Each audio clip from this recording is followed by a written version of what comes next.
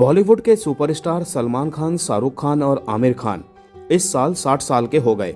अभी तक उन्होंने फिल्मों से रिटायरमेंट का कोई प्लान नहीं बनाया है। 1965 का साल हिंदी सिनेमा के लिए काफी अहम माना जाता है। उस दौर में शशि कपूर, मनोज कुमार, देव आनंद और सुनील दत्त जैसे बड़े सितारे बॉलीवुड पर छाए हुए थे।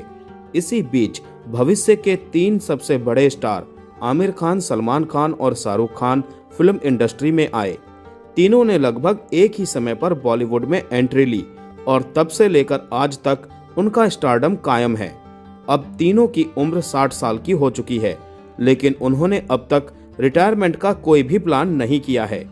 35 साल से भी लंबे कैरियर में तीनों ने कई हिट और कई फ्लॉप फिल्में दी, लेकिन इसके बावजूद उनकी लोकप्रियता में कोई कमी नहीं आई।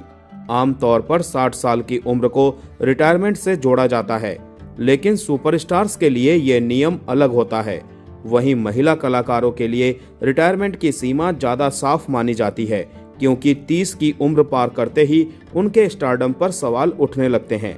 फिल्म इंडस्ट्री में आमतौर पर एक्टर एक्ट्रेस की तुलना में ज्यादा समय तक काम करते हैं, लेकिन उनके लिए भी उम्र एक सीमा बन जाती है।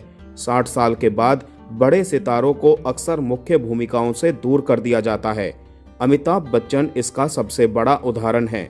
1970 और 80 के दशक में वो सुपरस्टार थे, लेकिन 50 की उम्र से पहले ही उनका कैरियर कमजोर होने लगा।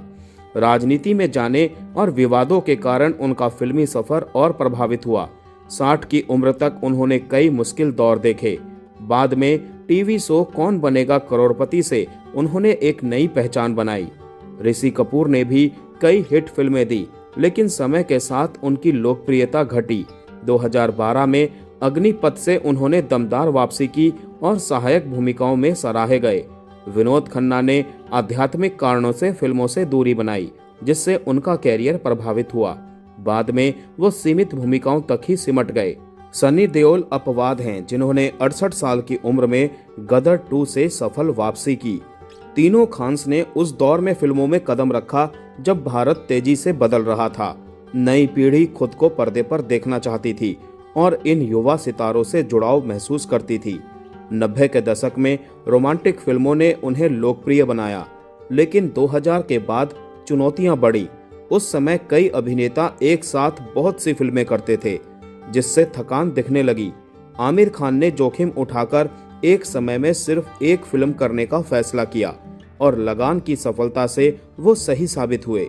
फिल्मों में भी कारपोरेट का दौर आया, जिसके बाद इंडस्ट्री में काम करने वालों के लिए बहुत कुछ बदला।